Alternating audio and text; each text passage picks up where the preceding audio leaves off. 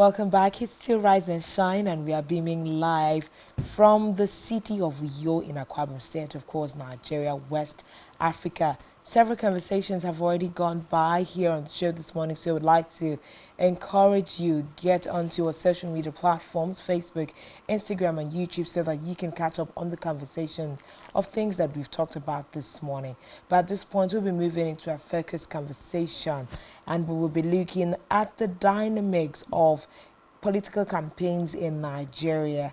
And to have this conversation with us this morning is Dr. Omar Tanko Yakasai, who is grassroots movement for Asiwaju, Tinubu, and Shitima 2023.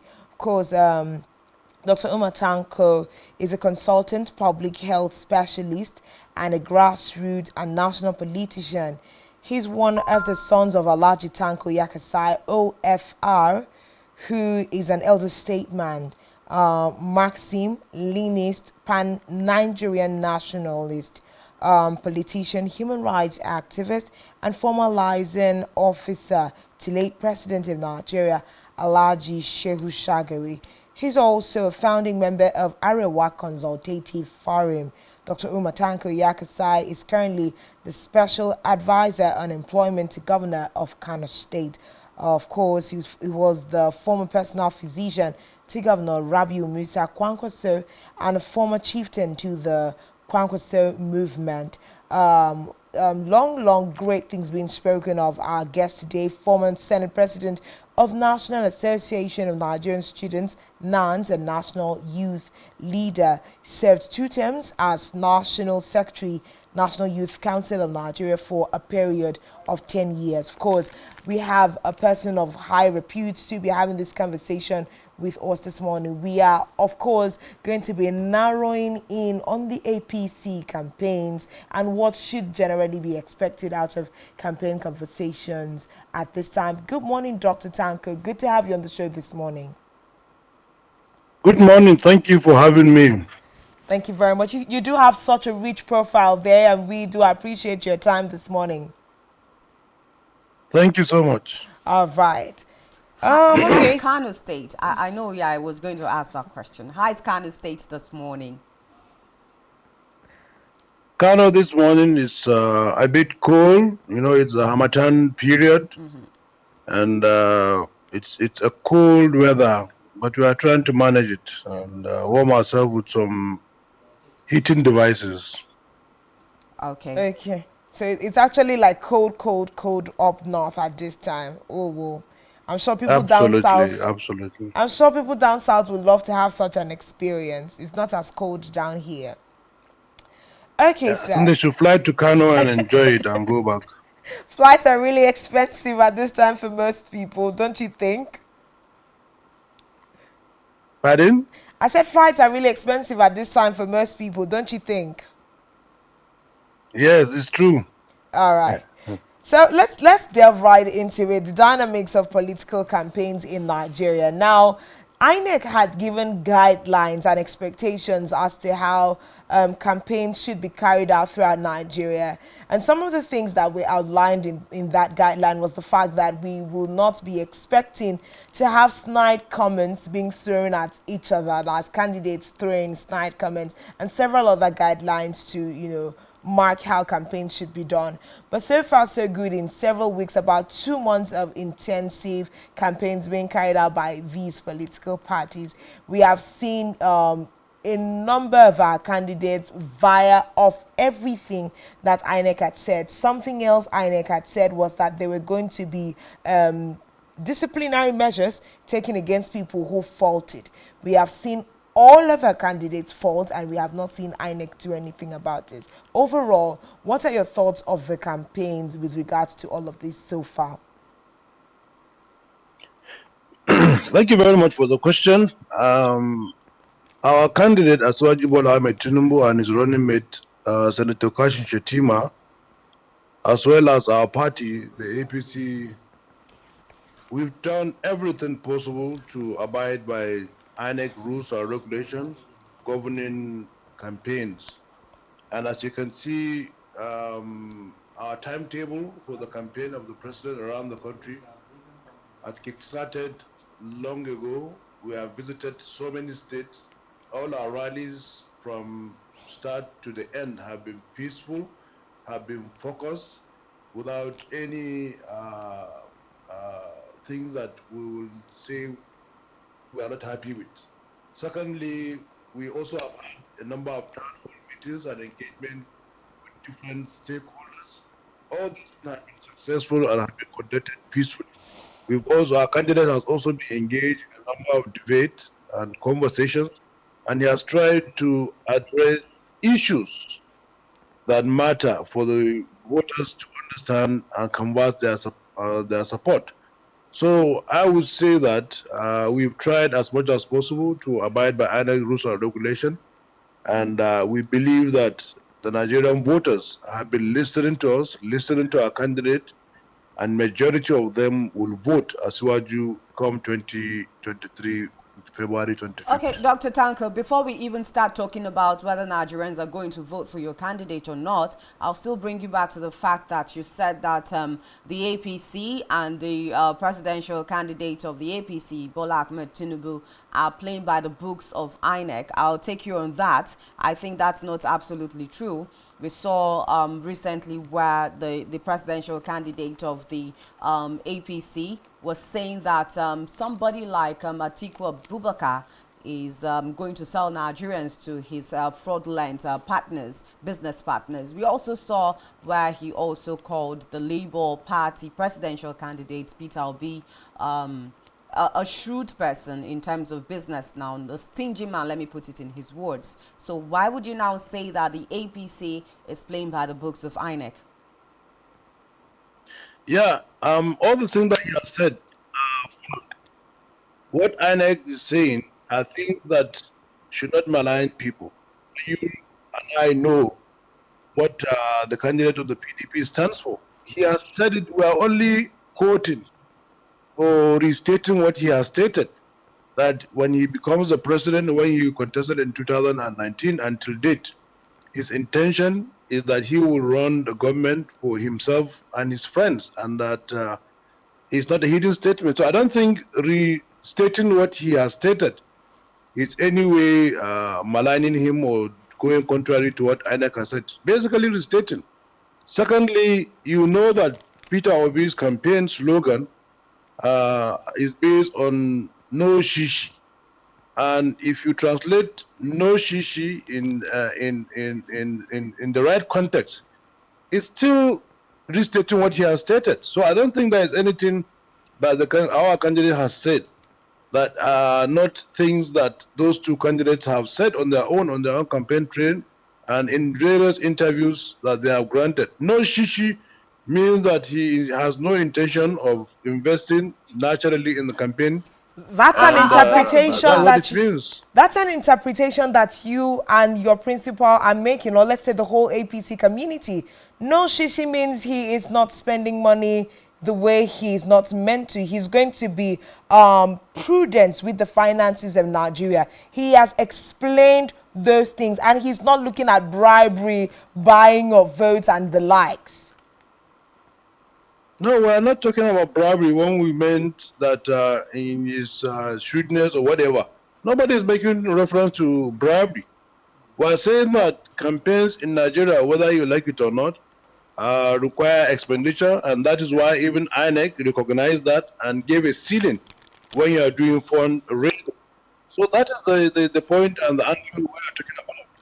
Okay, now let's even move further now. Let's leave that argument. Let's move further. Do you think that with all of the back and forth, within political parties, that campaigns is going the way it is supposed to go? Now, campaigns are meant for candidates to spell out their blueprint and tell Nigerians exactly what they are going to be doing for us moving forward, and even how they are going to make all of those things effective.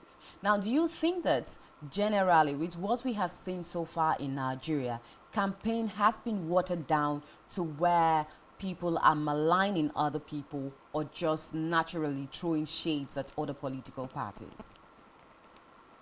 No, I think the APC and the candidate have based their campaign on issues.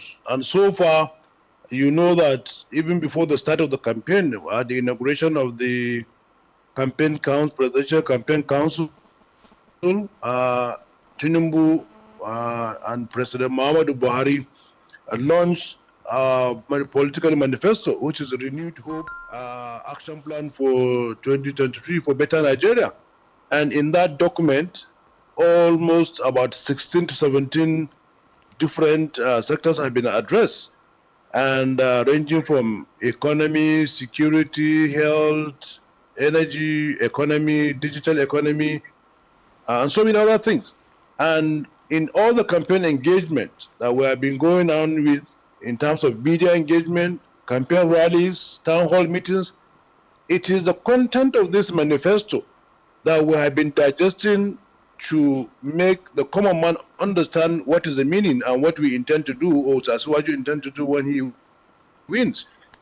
So I don't think that for us, the campaign has been that of Malani. Secondly, there is no way you run a campaign without, after talking about your own manifesto, about making sure the populace understand your opponent's point of view, because it is your responsibility as the person who is a candidate to explain your own manifesto and to show deficiencies in your opponent's campaigns, so that people will not be hoodwinked or blindfolded into voting something that will not go well for them. So it's not maligning when you try to explain to the common man the dangers of the policies of your opponent. And if you tend to come and run a government for you or your friends, that is not the kind of government that Nigerians would want. So it will be incumbent on the candidate of the APC to explain to Nigerians the dangers of the implication of that kind of policy statement that is made by the candidate. So I don't think it's maligning. It's permissible in any campaign, including Western world. If you could remember some of the debates that many of the candidates have when Obama was contesting, when Biden was contesting, when Trump contested, you speak about your own manifesto and you also expose the fallacies of the policy statement of campaign manifesto of your opponent. It's natural in the party.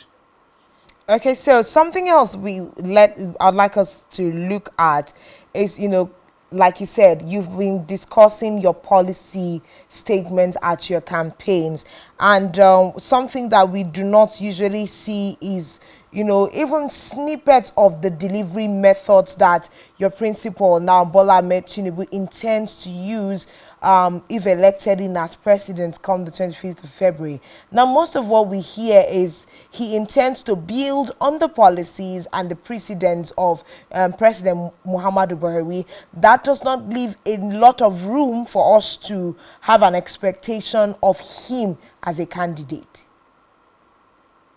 No, you see, if you have read the renewed hope action plan for better Nigeria, you would have seen that while building on the positive things and policies of this administration, which is led by President Muhammad Buhari, there are other areas that are contained in that manifesto which are built on. Let me give you an example. If you take the national security aspect of it, despite all the effort that we see now in the field, in the theater in Northwest, where the bandits have been completely destroyed, or to some extent largely destroyed in Northwest, in the last 2, 3, 4 months, I have been flying Kano Abuja Road and no incident of kidnapping. So there is a success there. In the blueprint, Asuwaju Bola Ahmed Tinubu talked about new methodology, modern technology, aerial use of drones to be able to see and man the desert, sighting of military locations within this Bornongwari, Zamfara, and so other places, deployment of more modern equipment, recruitment of more personnel to be able to man those large, vast forests. So there are things that are add-on. even though he's saying that he will build on the security architecture of Buhari's administration. If you talk about health, why this is my own area of competence. After all the things that Buhari has succeeded, Asuwaju Bola Ahmed Tinubu, in his manifesto, has talked about how to harmonize the health sector from national to the secondary and primary healthcare.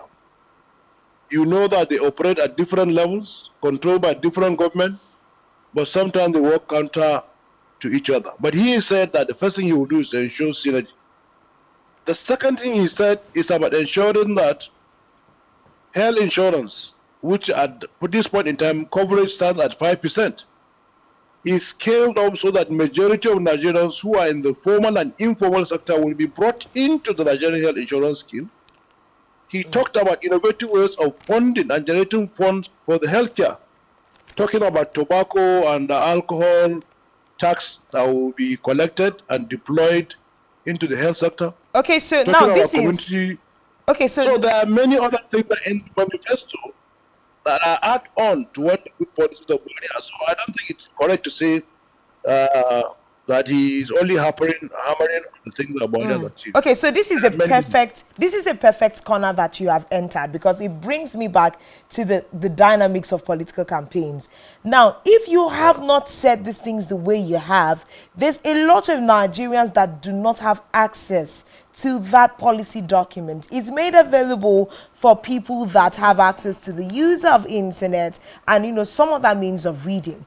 What happens to the grassroots people who do not have access to this policy document? Because I'm going to bring you back to some of the conversations that your principal has or does not have when he goes for campaigns. Because these policy statements, just the way you have enumerated them, are the conversations expected on campaign grounds. But in Kano State, we had your principal come there, I think that was about 2 weeks ago, and he barely just greeted the people and left the platforms, not enumerating some of these golden ideas you're saying are in his policy documents. Half the people in Kano State do not have access to that document. So what would be your explanation in that light? Okay, I think probably because you are a journalist and I'm a politician, you do not understand. You seem to have forgotten that if you go on a rally, there is limited time to pass message to the people. And on that day, before Asuwaju took up the microphone, Senator Kashim Ahmed Shatima has mentioned in bullet points all the things that the candidature on the presidency of Asuwaju Bola Ahmed Tinubu will do to the people of Kano State. If you listen carefully to the speech by Senator Kashim Shatima, he enumerated all the things that are bothering the minds and people of Kano State, and he said the ticket would address that. And when Asuwaju came on board and was so excited, and the people were so excited, he felt that all he needed to do was to thank them for the show of love. That is one aspect. The second aspect is that campaign rallies are just jamborees. The people that are responsible for reaching out the grassroots and discussing this manifesto are the party at the local level, at the state level, the different support groups that are already working in these communities. I am the national coordinator of grassroots movement for Asuwaju Tinubu and Shatima. And we have state and local government and ward branches across that system of the federation. Our responsibility is because these people are based in the grassroots. They engage the common man and explain to them what is contained in that blueprint in the language in which they understand. And so some there are people many will be people asking, within our party, support groups that are doing that. Many of the town hall meetings, I don't know if you have covered it, that he has with different sectors of the society, the business community, the traditional rulers, the religious rulers, young people, women groups. Many hours are spent discussing aspects of the manifesto that relate to them. So I think when you take only the rallies that take place for only 2-3 hours as a basis for selling out manifesto to the Nigerians, I think you are missing a large chunk of the campaign political machinery which are engaging the common man and the Nigerian populace and explaining this manifesto in more detail, which is more effective than Okay. 2 hours of talk in a stadium. All right, thank you so much. But I also think that a lot of Nigerians will think that when you're given an opportunity in any campaign, let's forget about the jamboree now, you have to take that little time and use it effectively and not just And come out we've and been taking dance. it. And not just come out and dance. Okay, but let's leave that aside. We also appreciate the town hall meetings being held, by your principal with different stakeholders. We've sat on this set before to analyze it, and we've also talked to Comrade Ayo Dele on it as well. We appreciate the fact that stakeholders are met in different town hall meetings,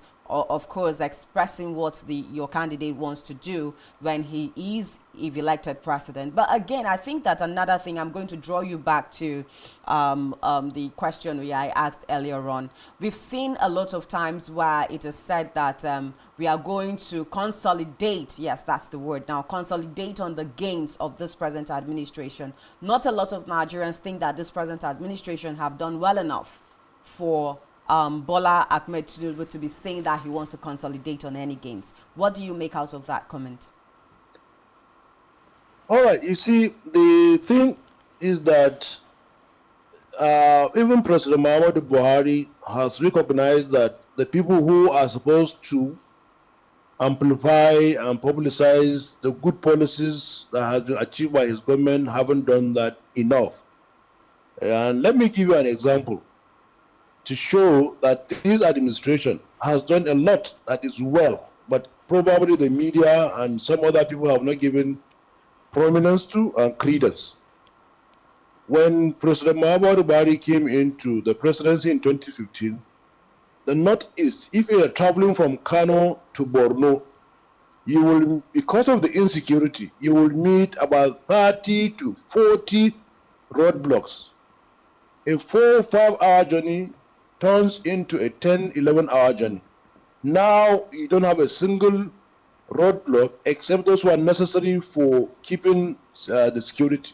To Borno, people in Borno have flooded my state, Kano State, between 2011 to 2015, and those of Yobe and Adamawa and Co.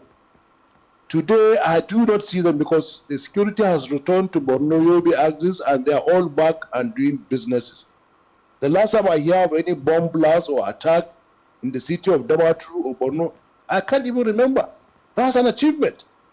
Secondly, if you look at the Kano-Kaduna road, which is bad, this government has started, and in fact, almost 70-80% of the road is completed between Kano to Kaduna, and Zuba to Jere is almost 80% completed. So the only strip that you have is between Jere to Kaduna, which of course, with the economic hardship, you can understand the slowness of that progress.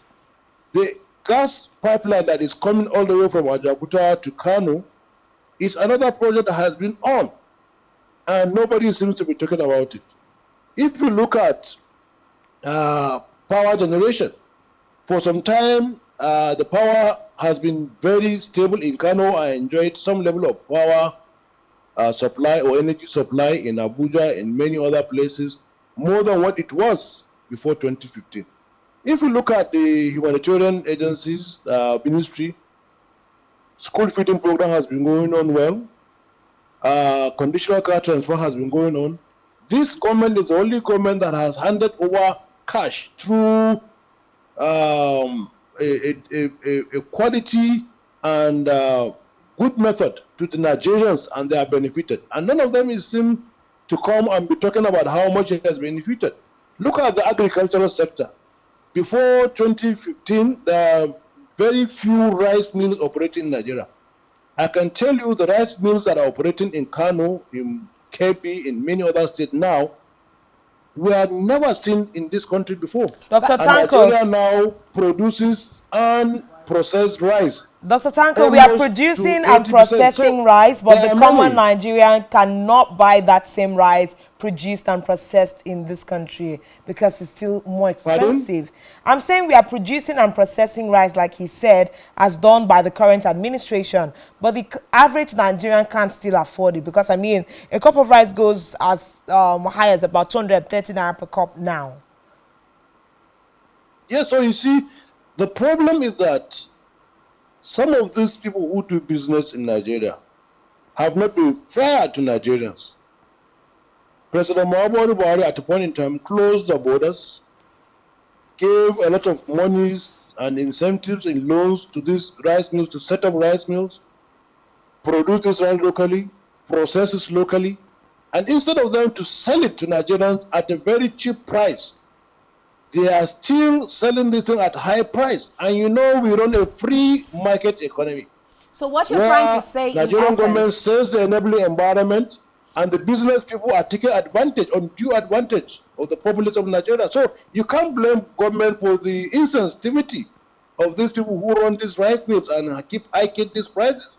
okay, Dr. And if Umatanko, now what Nigerian you're government is to come and descend on them, they will Okay. now say that we are running a socialist system. Okay, now what you're saying in Pardon? essence is that this particular administration has done so well for Nigerians, and that is why your principal and the APC in general are going to be consolidating on the achievements of this present administration. Is that what you're trying to say?